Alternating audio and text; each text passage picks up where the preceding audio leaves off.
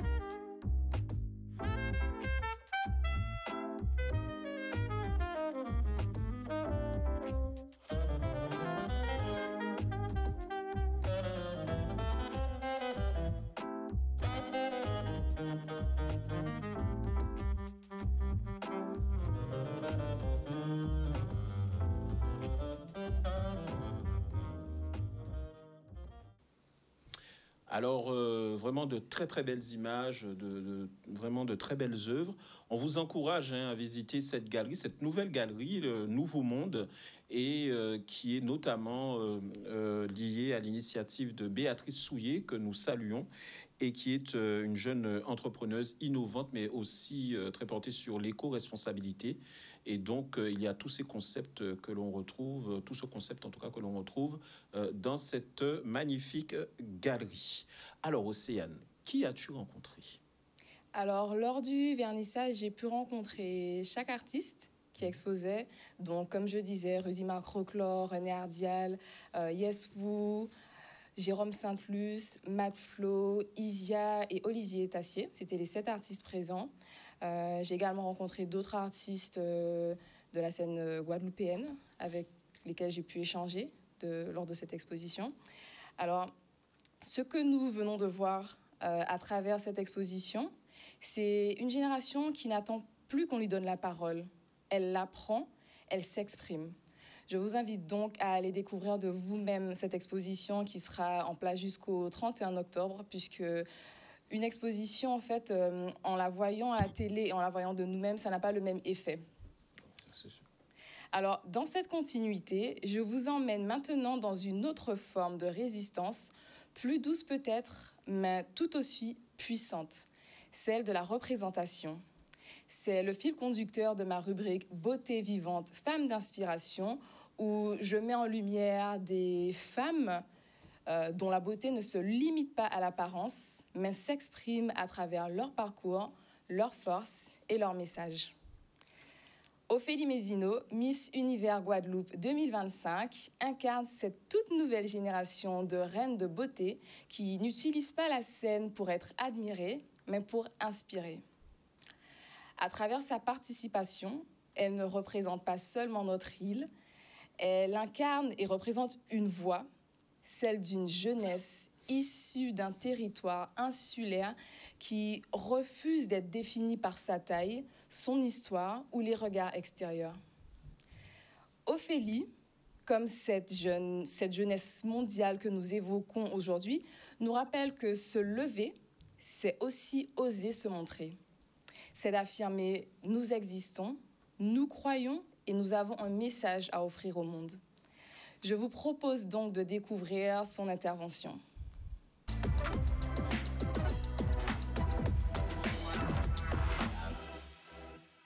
Comment décrirais-tu la responsabilité qui accompagne cette représentation et quelle image de la femme guadeloupéenne aimerais-tu incarner à travers ton rôle? C'est vrai que participer à une compétition d'envergure à l'international en représentant les îles de Guadeloupe, déjà c'est une fierté, c'est un honneur de représenter une culture aussi impactante, qui impacte notre monde, j'en suis sûre et certaine. Voilà, on est une terre de champions, une terre qui a beaucoup de talent et faire porter notre voix à l'international, c'est quelque chose qui compte énormément pour moi. Et ensuite, je pense que j'ai un rôle de représentation. Au-delà de juste participer à un concours de beauté. Certes, j'ai fait d'autres concours de beauté auparavant. Mon but, ma première mission, c'est de représenter la Guadeloupe, les Guadeloupéens, notre culture, qu'on puisse être vu, qu'on puisse être reconnu, qu'on puisse être placé sur une carte.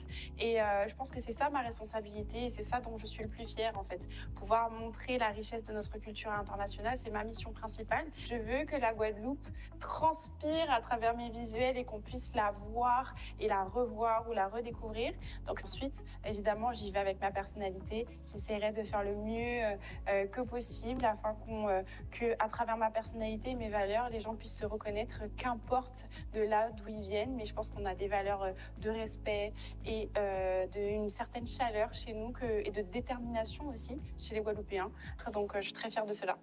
Alors, à travers tes titres, notamment de Miss Guadeloupe, première dauphine de Miss France, première dauphine de Miss Monde, Miss Europe, on voit que ton parcours a été marqué par de l'excellence, de la persévérance. Quels ont été, selon toi, les plus grands défis qui t'ont amené à arriver jusqu'à Miss Univers? Et quelles sont les leçons de vie que tu en as tirées? Entre mon dernier concours et ce concours, il se passe quand même 6 ans. 6 ans où, même si c'était un petit rêve encore de jeune fille qui restait dans mon cœur, de participer à Miss Univers, mais je ne pensais pas revenir sur les bancs des concours de beauté, alors qu'en vrai, j'ai jamais vraiment décroché. Donc je pense que la vie, elle est bien faite. La vie ne m'a jamais vraiment décroché en fait, de ce milieu. Aujourd'hui, il y a beaucoup de choses qui se sont passées entre ces deux élections. Beaucoup de bonnes choses et de moins bonnes choses.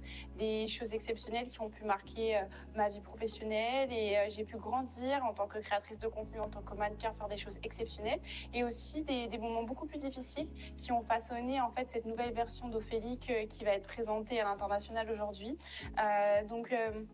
Voilà, il y a eu beaucoup d'échecs entre-temps, il y a eu beaucoup de réussites, mais c'est surtout que en gros, c'est un peu le message que je veux faire passer, c'est qu'il n'y a rien d'impossible. Il y a quelque chose qui était enfoui en moi, un désir de participer à ce concours depuis toujours.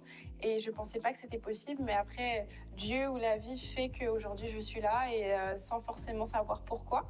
Mais en tout cas, j'ai cette flamme en moi qui je sais, va m'aider à me transcender pour mon pays, pour mon territoire. Je ne sais pas comment expliquer pourquoi j'en suis là aujourd'hui, mais en tout cas, si j'arrive à passer toutes ces étapes, c'est que je devais être là et ça fait partie de mon destin, donc je suis très contente. Alors, les reines de beauté sont aussi des femmes d'influence et d'impact. À travers ton rôle, quel message souhaites-tu porter? À travers mon rôle, je pense que le message principal, où il y a énormément de messages de paix, de tolérance, d'inclusion, etc.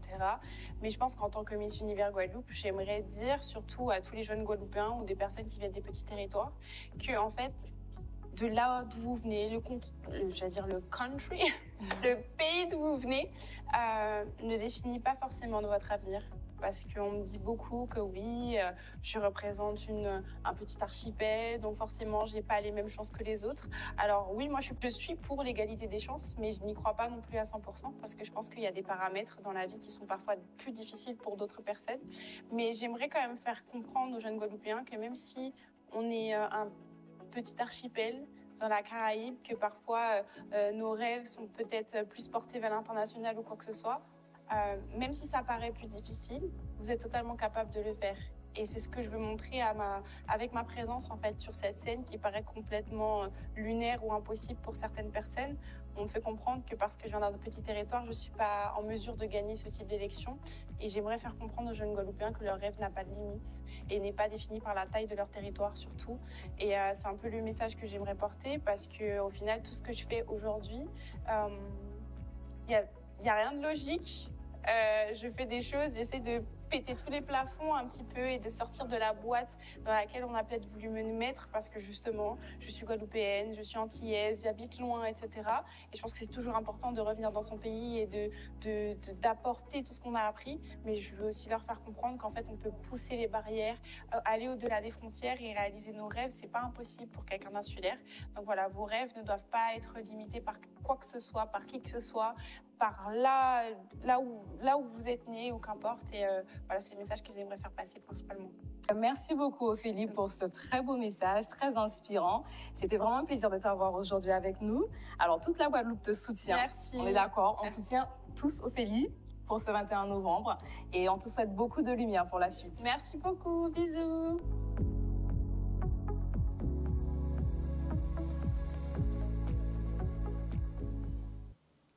Très bien, magnifique, magnifique reportage. Je t'en prie. Quelle belle leçon d'audace. Ophélie nous rappelle que la taille d'un territoire ne limite pas la grandeur d'un rêve. Peu importe d'où l'on vient, chacun d'entre nous a le pouvoir de réaliser ce qu'il porte au fond de lui. Et ce message fait écho à ce que nous avons vu avec la génération Z, une jeunesse qui s'exprime, qui crée, qui transforme, que ce soit par l'art ou par la représentation. Elle utilise la beauté comme un langage d'engagement. Alors, j'aimerais poser cette question aux jeunes de Fouillol, présents aujourd'hui avec nous. Est-ce que vous pensez qu'aujourd'hui, la beauté est enfin une forme de résistance ?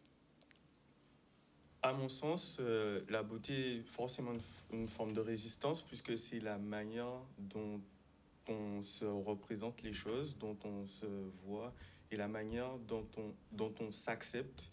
Et je trouve que la beauté, le fait que les jeunes Guadeloupéens essayent de se réapproprier la beauté dans sa globalité, que ce soit la beauté physique ou bien les arts visuels, c'est très important. On peut notamment parler des coiffures de cheveux qui sont de plus en plus diversifiées et qui sont de plus en plus belles tout simplement et qui représentent chaque forme, chaque petite spécificité de la personnalité de chacun d'entre nous et aussi des arts visuels qui nous permettent de nous exprimer et de montrer notre vision aux autres et de se faire comprendre. Alors, merci beaucoup pour ta réponse, qui est très inspirante aussi d'ailleurs. Est-ce que parmi les chroniqueurs, donc mes confrères présents sur le plateau, est-ce que l'un d'entre vous aimerait exprimer son idée, sa vision sur ce sujet ? Ben oui, effectivement, la beauté, je pense que ça peut être une forme de résistance. Rien que le fait d'affirmer en fait que notre peuple est beau, notre île est belle et nous sommes beaux, c'est déjà une forme de résistance en soi, parce que bien souvent on a voulu cantonner tout ce qui venait du peuple afrodescendant. Enfin, on le voit d'ailleurs, on a parlé de bande dessinée au début de l'émission. Quand on regarde certaines bandes dessinées qui représentaient les personnages noirs, on voyait qu'effectivement on était assez mal représentés. Donc maintenant, affirmer sa beauté, effectivement, je pense que c'est une forme de résistance. Merci beaucoup, Kelly. Effectivement, je suis totalement d'accord avec toi, puisque déjà, on remonte aux années 2000-2010. On ne voyait pas de femmes avec des cheveux afro lors de concours de beauté. Il y avait l'obligation de se défriser les cheveux. Et c'était un acte quand même assez violent, je trouve, au niveau déjà identitaire pour une personne, de se dire je ne peux pas me montrer au monde comme je suis. Et ça induit beaucoup de, je dirais, complexe sur la génération qui a suivi. Donc, d'avoir aujourd'hui des femmes qui osent se montrer, affirmer qu'elles sont fières d'elles, fières de leurs cheveux, de leurs couleurs, de leurs origines, je trouve ça très beau aujourd'hui. Donc, oui, pour moi, effectivement, c'est une forme de résistance. Très bien, merci beaucoup pour ces évocations esthétiques et physiques. Merci, Nathan, pour ta réponse. De la beauté physique à la beauté des sons, là aussi, il n'y a qu'un pas, et on va le faire avec Orlan, qui nous ouvre les oreilles ce soir sur le tempo de la révolte des jeunes à travers les expériences musicales qu'ils ont mis en place, ces artistes, ces jeunes artistes, des expériences hors du commun.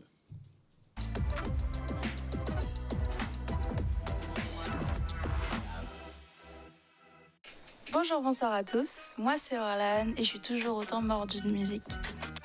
Le but de ma chronique d'aujourd'hui est de vous faire voyager dans ma passion et de vous montrer qu'une musique fait bien plus que s'écouter. Qu'elle a une histoire, qu'elle capture des sentiments uniques que l'artiste veut nous partager, mais surtout, et surtout c'est le plus important, qu'elle se ressent avec le cœur. Alors aujourd'hui, pour suivre le thème du jour, mon cœur a très envie de vous partager quelques pépites que vous ne soupçonnez peut-être pas. Alors c'est parti! Notre monde moderne est malheureusement épris de plus en plus de conflits qui touchent toutes les générations. Mais ce sont les jeunes de la génération Z qui décident de se révolter, de contester ces injustices en descendant dans les rues, en s'engageant politiquement, mais aussi en s'exprimant au travers de l'art. Et aujourd'hui, je vous propose de découvrir une chanson écrite pour ces jeunes, pour les sensibiliser aux révoltes du monde. Free Congo est une chanson qui réunit les rappeurs Gradure, Ninho, Youssoupha, Damso, Kalash Criminel et Jossman. C'est un morceau engagé qui dénonce avec force les drames humains et politiques qui frappent la République démocratique du Congo. Réunis autour d'un même message, ces rappeurs issus de la diaspora congolaise s'élèvent contre les massacres, les viols et l'exploitation du coltan et d'autres minerais rares dans l'est du pays, notamment au nord Kivu. Ils condamnent le silence des médias occidentaux et l'indifférence de la communauté internationale face à des millions de morts, tout en pointant du doigt les responsabilités internes et externes de la corruption politique locale aux ingérences étrangères. À travers des références fortes comme Léopold II, Patrice Lumumba ou les conflits liés au M23, le morceau relie l'histoire coloniale aux souffrances actuelles et souligne ainsi la continuité d'un système d'exploitation. La production musicale, qui est sombre et très émotive, soutient l'intensité du propos, tandis que la diversité des styles, avec donc la plume consciente de Youssoupha, la mélancolie de Jossman, la rage de Kalash Criminel, la lucidité de Damso ou encore la sincérité de Ninho donne une dimension collective et universelle à la chanson. Le refrain, qui est centré sur l'idée que personne n'en parle, devient un cri de ralliement pour la justice et pour la mémoire. Au-delà du rap, Free Congo agit comme un véritable manifeste humanitaire. Il sensibilise, il unit et il redonne une voix à un peuple qui est souvent oublié. En mêlant émotion, histoire et engagement, le morceau transforme la musique en un instrument de résistance et d'espoir, rappelant que la culture peut être un moyen puissant de libération, mais aussi de solidarité. Et en voici tout de suite un extrait. Des millions de familles, des enfants y restent. Fiers de richesse et de sang, sur ma terre de richesse et de sang. Les mines, les minerais, les mines, les minéraux. Le même numéro des crimes ignorés, malgré le sang de nombreux innocents. Message pour mon pays, c'est le millième. J'ai pas la couleur de peau d'Eminem. Alors les JT vont pas s'agiter quand on me massacre pour des minerais. Congo, Mbokaba, papa. Congo, Mbokaba, mama. Mais à Goma, j'ai vu des barbares. Les sapeurs ont des gilets pare-balles. Paul Kagame, faut le condamner. Mais aussi, faut reconnaître ceux qui dirigent le Congo. N'aiment ni le Congo, ni les Congolais. Des millions de morts au Nord Kivu, personne n'en parle. Il se passe des dingueries au pays de mes remparts. On pense à vous, je sais qu'un jour on s'y rendra. J'ai rêvé d'un monde meilleur, sans Kagame, sans M23. Le Paul a tué plus que Hitler. C'était Congolais donc ça compte pas. À Goma, Nord Kivu, ça bombarde. Crie Congo tous les jours mon combat. Ils ont tué le Mumbai, ils nous ont rendu une dent. Chez nous y'a que des morts, des pleurs et du sang. On meurt pour du diamant, cobalt et coltan. À la moindre escarmouche comme le président. Vous ne le savez sûrement pas, mais malgré mon jeune âge, je suis une mordue absolue des années 60 et surtout des Beatles. Mais aujourd'hui, je vais vous parler d'un autre groupe marquant de cette décennie qui se nomme The Who et d'un de leurs plus grands tubes, My Generation. My Generation, The Who, sorti en 1965, est un hymne emblématique de la jeunesse britannique des années 60. Véritable cri de révolte, la chanson exprime la frustration et le besoin de liberté d'une génération qui refuse le conformisme et l'autorité. Dans une Angleterre encore marquée par le conservatisme d'après-guerre, le morceau incarne la rupture culturelle portée par le mouvement mode. Écrite par Pete Townshend, la chanson se distingue par son ton provocateur et sa phrase culte « I hope I die before I get old » qui signifie « J'espère que je meurs avant de devenir vieux ». C'est un symbole du rejet du vieillissement et des valeurs de leurs aînés. Le bégaiement volontaire de Roger Daltrey traduit la colère, l'impatience, mais aussi la difficulté à se faire entendre. Musicalement, la basse puissante de John Entwistle, la batterie explosive de Keith Moon et la guitare saturée de Townshend donnent au morceau une énergie brute qui annonçait déjà le punk rock à l'époque. Plus qu'une chanson, My Generation est un manifeste. Elle exprime le besoin d'exister autrement et de bousculer les codes sociaux, mais aussi musicaux. Parce qu'en transformant la colère en art, The Who a créé un hymne intemporel à la jeunesse, à la liberté et à la contestation. Un cri qui est toujours aussi résonnant contre le conformisme. En voici un extrait.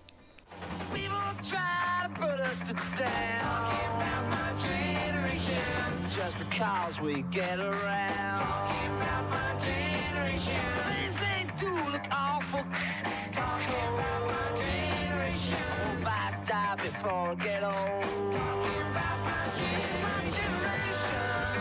This is my generation, baby. Why don't you all fade away? Don't try to dig what we all say. I'm trying to cause a big sensation. I'm just talking about my generation.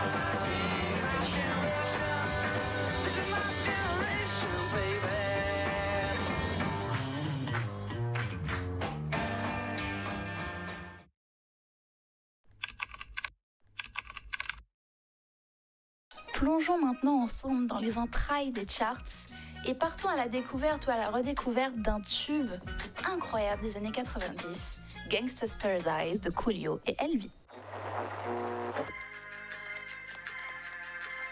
23 now, but will I live to see 24? J'ai 23 ans maintenant, mais est-ce que je serai en vie lorsque j'en aurai 24? Ça illustre bien la peur constante de mourir jeune. Le refrain, chanté par Elvis, est inspiré du psaume 23 de la Bible et confère une dimension religieuse et dramatique à la chanson, en opposant le bien et le mal, la culpabilité et l'espoir de rédemption. Musicalement, la production est lente et orchestrale et appuyée sur le sample de Stevie Wonder et des chœurs gospel, ce qui renforce la gravité du propos. Contrairement à...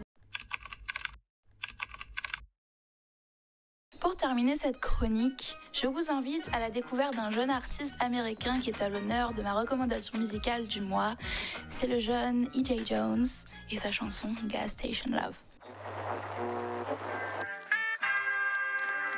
Dans une scène absolument banale, en un moment de tendresse et de sincérité absolue. Place R&B contemporain. Je vous laisse avec ce dernier extrait et je vous remercie. À bientôt. Voilà, magnifique. On en voudrait encore, n'est-ce pas? Tu disais, Sébastien, qu'on a l'impression d'entendre Marvin Gaye. Voilà. Alors, Albert Camus disait que les jeunes s'adaptent au monde plus vite que le monde ne change. Alors, mon cher Noé, tu peux te présenter, n'hésite pas, mais est-ce que ça te parle, ce type de musique? Est-ce que pour toi, musique et rébellion ne font qu'un ou ne doivent faire qu'un? Alors bonjour à tous déjà, je m'appelle Noé, étudiant en deuxième année de sciences politiques, je vous remercie de m'accueillir. Alors pour revenir à ce que vous avez dit monsieur Détoul, je dirais que ça va ensemble parce que je pourrais prendre un exemple qui s'est passé du coup dans les années, fin des années 80, début des années 90 avec le groupe NWA, notamment avec l'un des albums les plus connus de l'histoire qui est Straight Outta Compton, qui a des musiques mémorables comme du coup Fuck the Police.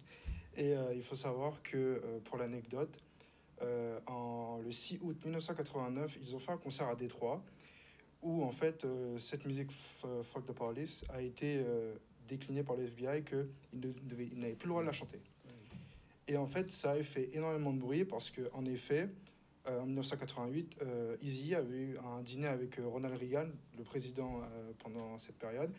Et il faut savoir que finalement, ils ont décidé de continuer à chanter cette musique, ce qui a créé beaucoup d'émeutes à Los Angeles, etc. Et au final, ils ont chanté la musique à Détroit et se sont fait arrêter.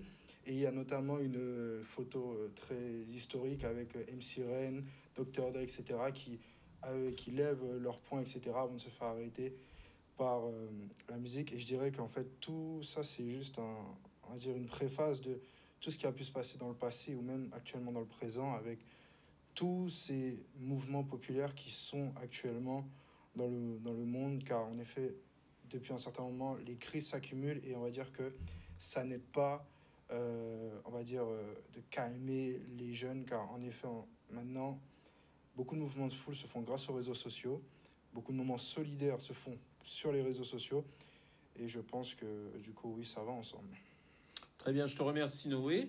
C'est très intéressant. On se souvient aussi de Public Enemy pour les années 80, début 90. Et il y en a d'autres, hein, il y en a bien d'autres en France aussi. Il y a toujours eu, on peut prendre NTM aussi dans une certaine mesure, avec une dénonciation de faits sociaux difficiles à vivre, d'une réalité aussi très corrosive que l'on vit notamment dans les cités, dans les banlieues. Mais il n'y a pas que ça. Il y a aussi des revendications dans la country américaine ou dans certains champs plus populaires pour la France hexagonale. Et puis chez nous aussi, bien évidemment, le zouk avec les morceaux de Kassav, réhabilitation de Patrick Saint-Éloi. Donc, un véhicule, la musique indispensable pour toute revendication. Nous allons justement continuer à explorer plus en profondeur ce sujet en interrogeant des jeunes, des étudiants toujours de notre campus de Fouillol, de la filière droit en particulier, que nous avons rencontrés donc sur le site du Mémorialat, sur l'Esplanade. Et donc tout de suite, je vous propose de les écouter.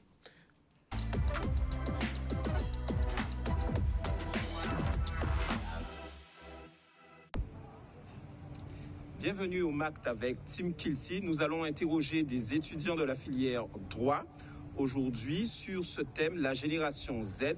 Est-ce que c'est l'heure de la révolte? Alors, bonjour à tous. Merci d'être venus pour répondre à cette question. Génération Z, est-ce que c'est l'heure de la révolte? On a vu que dans un certain nombre de pays dans le monde, les jeunes, en fait, se rebellent, décident de passer à l'action pour quelquefois mettre à bas le gouvernement, le président. C'est ce qui s'est passé à Madagascar. Donc, ça montre que finalement, les jeunes s'engagent, mais vont même plus loin, luttent pour pouvoir créer en fait le monde auquel ils aspirent. Alors, première question, d'abord, qu'est-ce que c'est la génération Z?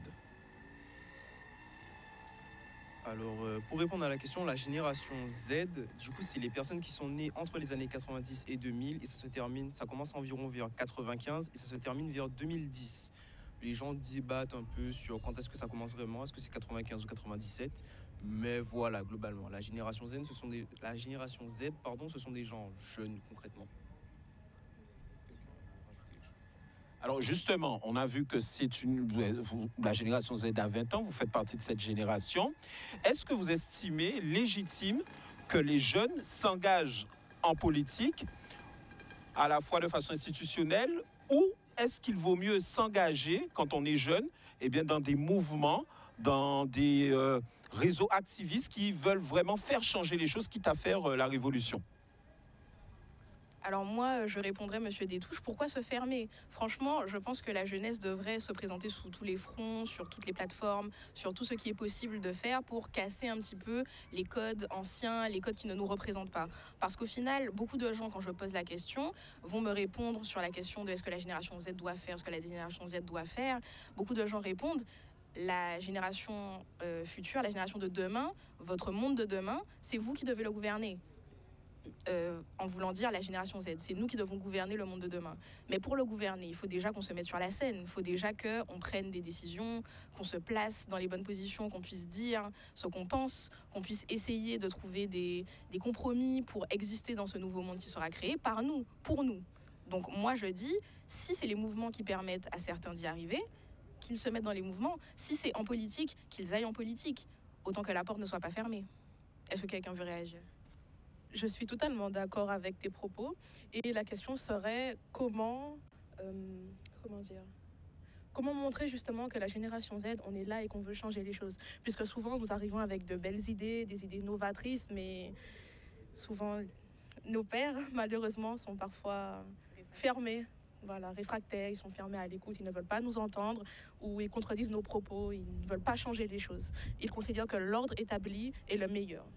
Donc, selon vous, comment on pourrait changer les choses? Alors, mais comment changer les choses? Je pense que d'une part, il faudrait, pour certains jeunes, il faudrait essayer de trouver des façons de s'imposer, mais pas forcément d'une manière violente, d'une façon plus, je dirais, plus douce, plus réfléchie, d'imposer leurs idées, déjà de faire écouter leurs idées, de proposer une réflexion sur leurs idées et voilà, de s'imprégner d'une façon qui pourrait les aider à imposer leurs idées, pour qu'on les écoute, etc. Et voilà. Alors, j'entends bien, mais est-ce que ça veut dire en fait que ceux qui vous ont précédé, la génération Y, la génération X, ont échoué dans leur capacité à construire un monde meilleur? Alors, je vais te passer la parole. Alors, je ne dirais pas que la génération Z a échoué. Je dirais qu'ils ont avancé avec leurs moyens. Ont évolué avec leurs moyens, avec les mœurs de ce temps. Parce que à notre époque, c'est beaucoup plus courant de parler de sujets, de se révolter contre le gouvernement. Mais à leur époque, c'était rester à leur place, travailler. C'était d'autres principes. Je rejoins absolument ma collègue sur ce qu'elle vient de dire. Les mœurs étaient différentes, la manière de penser était différente, la société faisait prévaloir une manière de penser complètement différente et ça fait qu'aujourd'hui on a beaucoup de personnes de la génération passée, celle juste avant nous, qui vont nous dire « Aïe, qu'est-ce que tu racontes ? Avance, construis-toi » au lieu de te concentrer sur les choses qui ne vont pas. Ça, c'est une mentalité qui encourage plus à se taire et à continuer à avancer plutôt que de provoquer des révoltes. Donc pour moi, ça, c'est un discours qui est logique quand on voit un petit peu le monde dans lequel on évolue et justement ça revient à la question de comment on fait nous pour changer ça et pour évoluer. Mais moi j'avais deux choses à dire. La première, il me semble que c'est vous qui aviez dit vous-même dans un témoignage que vous aviez donné qu'on doit se perfectionner au maximum dans notre domaine. Et comme ma collègue Carlina disait, je pense qu'un des bons moyens pour se faire connaître et pour être une génération Z pleine et entière, ce serait justement de se perfectionner dans les domaines qui nous intéressent. Et du coup, notre culture, notre pédagogie, notre manière de voir les choses nouvelles et notre intelligence, notre savoir aussi, toutes ces choses vont faire que nous serons obligés de nous faire remarquer par les autres. Ce sera obligatoire et on ne pourra pas faire autrement. Donc les gens seront obligés, je pense, de nous écouter, de prendre en compte nos idées. on sera brillant. Moi, c'est comme ça que je le vois. Si, en tout cas, on fait ce qu'il faut. Et à ce moment-là, la question de comment changer les codes ne sera plus vraiment un problème. Parce qu'au final, les codes, ce seront nous la référence, en fait, pour changer les codes. Et la deuxième chose que j'allais demander, monsieur, vous, que vous n'êtes pas de notre génération, vous êtes de la génération passée, si je peux le dire sans vous vexer, évidemment, comment est-ce que vous analysez la situation des personnes de la génération passée? Est-ce que vous pensez effectivement qu'elles ont échoué à créer un monde pour nous ou elles ont été limitées par d'autres choses? Je sais que ma camarade a quelque chose à dire. Merci pour la question, mais en fait, je considère que nous sommes... chaque génération a effectivement des objectifs qu'elle se fixe, puisque elle évolue dans un contexte. L'histoire montre qu'il y a toujours des soubresauts de l'histoire, donc chaque génération n'est pas forcément placée à un moment où l'histoire, ou les événements, ou l'actualité feront qu'il y aura énormément de choses à changer dans le monde ou dans le pays où on vit. Et donc, je ne parle pas en termes d'échecs, je ne parle jamais d'échecs pour les générations, mais je parle de défis qu'on a voulu ou pas surmonter. Et c'est vrai que on constate qu'il y a une lassitude globale depuis au moins une cinquantaine d'années sur l'envie de changer le monde.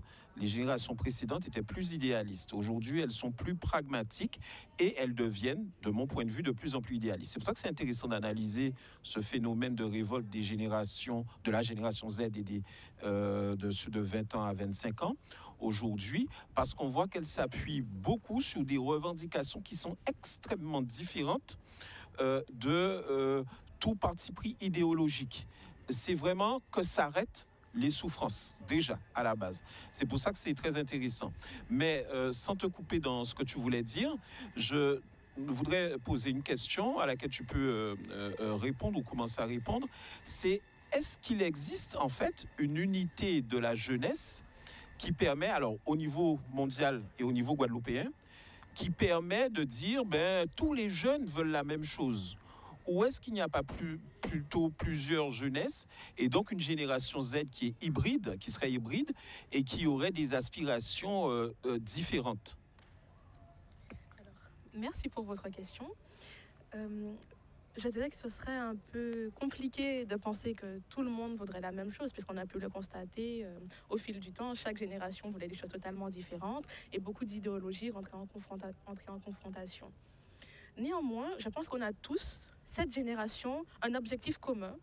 Ça peut paraître un peu fantaisiste, idéaliste, mais c'est celle d'être heureux. Puisqu'on a pu observer que nos grands-parents à l'époque, par rapport aux normes qui leur étaient imposées, étaient plutôt malheureux, aux normes sociales, code moral, au travail. Ils étaient très malheureux, ils faisaient les choses par automatisme. Et nous, notre génération, je dirais qu'on veut un peu... Alors, je ne sais pas si je peux me permettre de parler au nom de tous, mais on veut casser un peu ce schéma. On cherche plus à être heureux, à faire des choses qui nous plaisent, à s'épanouir. Par exemple, contrairement à nos grands-parents, on ne va pas chercher des CDI. On va chercher des emplois qui nous plaisent, quitte à changer au fil du temps. On cherche vraiment à s'épanouir. Donc, je dirais que c'est un avantage aussi de notre génération.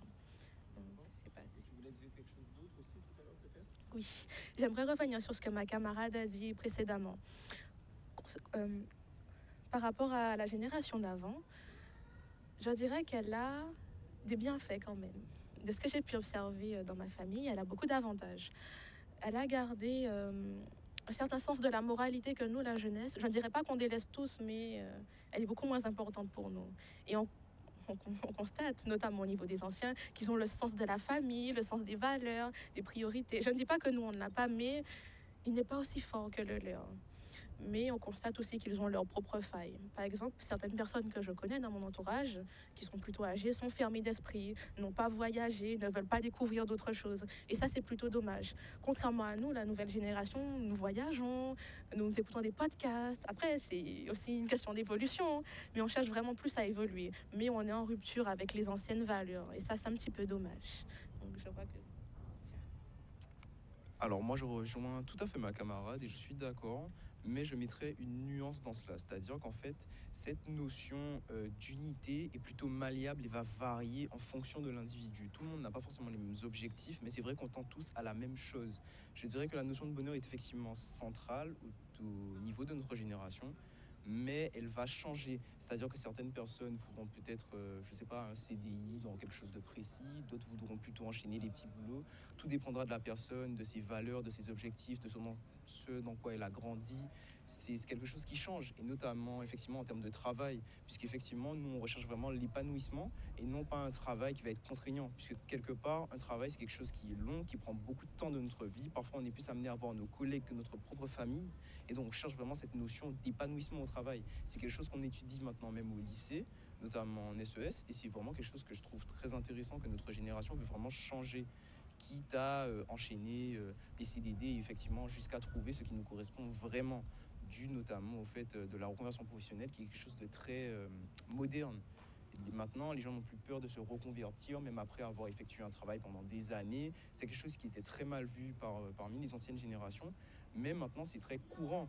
Parce qu'on ne se sent pas bien, on veut tester autre chose et puis on se reconvertit. Et maintenant, c'est même, je ne dirais pas jusqu'à dire une norme, mais c'est quelque chose de tout à fait normal. Voilà. Je suis totalement d'accord avec vous, et moi ce qui ressort en fait de ces deux discours que je partage, c'est que la jeunesse actuelle a une grande intolérance au malheur. Vraiment, on n'a pas tendance à, en tout cas de ce que j'ai remarqué, on n'a pas tendance à se laisser marcher dessus, on a tendance justement à aller vers ce qu'on aime, ce qui nous plaît, même si ça ne plaît pas à tout le monde. On fait ce qui nous passionne, dès qu'on voit qu'un milieu ne nous plaît pas, un travail, un emploi ne nous plaît pas, eh bien on va ailleurs. Si je peux me permettre, c'est à la fois quelque chose de positif, à la fois quelque chose de négatif, parce que je me demande si finalement ça nous apprend vraiment la valeur de rester, d'être discipliné, d'avoir une constance. Mais en même temps, c'est une bonne chose parce qu'au monde ne se permet pas de souffrir. Et est-ce que c'est pas au final le but, en fait, le but concret? Mais pour revenir à votre question première, qui était est-ce qu'il y a une unité de la jeunesse, je vais rejoindre mes camarades en disant que en tant que jeunes, on va probablement tous s'indigner des mêmes choses. Des violences qui seront faites à la jeunesse. On sera tous en mode, c'est déjà un terme jeune. Est-ce que ça, c'est une situation positive? C'est un jeune, je le comprends, je suis comme lui. Donc, est-ce que je tolère cette situation? Est-ce que je tolère cette situation à travers lui? Est-ce que je suis d'accord quand je vois ça? Si ça m'arrivait, je n'apprécierais pas. Et au final, la jeunesse se réunit sur le même point qu'on est jeune, donc on a des objectifs communs. Mais après, à l'individu, les valeurs diverses, on n'est pas tous d'accord sur les mêmes choses, que ce soit spiritualité, religion, politique. On n'est pas tous d'accord sur les mêmes fondements. On n'a pas tous été éduqués de la même manière, et ça fait que même si on se rejoint sur un principe commun de jeunesse qui veut évoluer, est-ce qu'on se rejoint sur les petits détails? Et c'est là que ça devient tendu si jamais on décide, par exemple, dans un milieu fantastique, dans une pensée fantaisiste, de créer un nouvel univers ensemble, une nouvelle république, un nouveau pays, peu importe. On aura une idéologie commune, mais est-ce que le socle sera suffisamment imposant pour s'occuper des petites choses sur lesquelles on diverge? D'accord, merci beaucoup. Et avant de se quitter, pour laisser la parole à vos camarades qui sont en plateau dans le studio de Canal 10, je vais vous poser une question et une réponse en une phrase. Changer le monde, oui. Changer d'abord peut-être la Guadeloupe. Qu'est-ce qu'il y aurait à changer en Guadeloupe selon vous? Selon moi, ce qu'il y aurait à changer en Guadeloupe, surtout au niveau de la jeunesse, ce serait la manière de percevoir, la manière de... Est-ce que je peux reprendre? Okay. Donc, selon moi, ce qu'il y aurait à changer en Guadeloupe, ce serait de prendre en compte d'une manière beaucoup plus sérieuse et efficace la question de la violence que les jeunes, que nous vivons en Guadeloupe, oui, que les jeunes subissent, et très souvent que les jeunes commettent de plus en plus de violences depuis ces dernières années. Et beaucoup de nos politiques essaient de pallier à cette problématique, mais n'y arrivent pas, peut-être d'une mauvaise façon. Enfin, mauvaise façon, c'est une façon de parler, mais peut-être qu'il faudrait réfléchir à une autre manière de voir la chose pour pallier la violence, pour moins inciter les jeunes au port des armes, des armes blanches, des armes, tout type d'armes en fait, et de les user. Voilà. D'accord. Alors, on va rejoindre vos camarades en plateau pour pouvoir parler de cette question fondamentale. Quand on est jeune, qu'est-ce qu'on veut changer dans le monde? Qu'est-ce qu'on veut changer en Guadeloupe, chez nous? Et est-ce que finalement les jeunes peuvent parler d'une même voix, en tout cas dans un futur plus ou moins proche? Effectivement. Alors, on a abordé plus ou moins ces questions, mais on y reviendra de toute façon pour savoir qu'est-ce qu'il faut changer dans le monde. En tout cas, selon vous, qu'est-ce qu'il faudrait changer. Nous allons conclure notre émission avec un clin d'œil, puisqu'on a parlé de génération Z, donc cette génération qui est vraiment à multipotentiel. Mais il y a eu aussi la génération Y, juste avant, qu'on a appelé aussi les millennials, et puis avant la génération, je ne sais plus, X, effectivement, je ne sais pas quel était le talent de la génération X. Il y a la génération Alpha, là, ce sont nos adolescents. Et au-delà de toutes ces lettres, alpha, oméga, etc., il y a de toute façon une jeunesse qui s'exprime, qui est adaptée à son temps. Mais en 2000, que se passait-il avec la génération Y? Quand ils voulaient se révolter, qu'est-ce qu'ils faisaient? En fait, ils faisaient, surtout aux États-Unis, des battles. En Guadeloupe aussi, on a connu ça, des battles de hip-hop. Et j'ai voulu donc que nous puissions faire un petit clin d'œil à cette époque, à tous ceux qui ont aimé passionnément cette époque artistique effervescente, magnifique, et puis à tous ceux qui ont pratiqué cet art de la rue, le hip-hop, les battles, etc. Donc avec cet extrait du film Street Dancers, qui était un film qui a en fait révolutionné un peu l'approche, la vision que l'on pouvait avoir des jeunes des banlieues, des milieux défavorisés, que ce soit aux États-Unis ou en Europe, et aussi l'approche de la lutte, de la résilience par la pratique de l'art, par la pratique de la danse, et donc qui a inauguré toute une série de films qui ont eu énormément de succès sur ce thème. Tout de suite, un extrait de Street Dancer, et n'hésitez pas, déplacer les meubles et essayez de faire pareil que ces danseurs chez vous.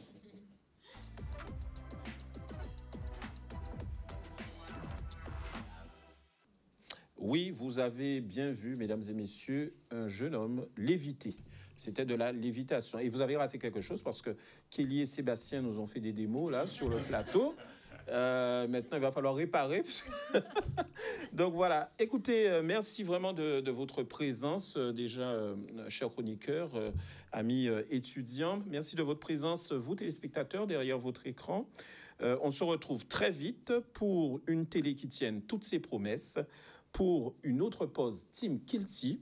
Et bien évidemment, alors, une petite surprise au cours du mois de novembre. Donc, nous aurons certainement un rendez-vous à la mi-mois, dans 2 semaines. Et puis, de nouveau, un autre rendez-vous à la fin du mois.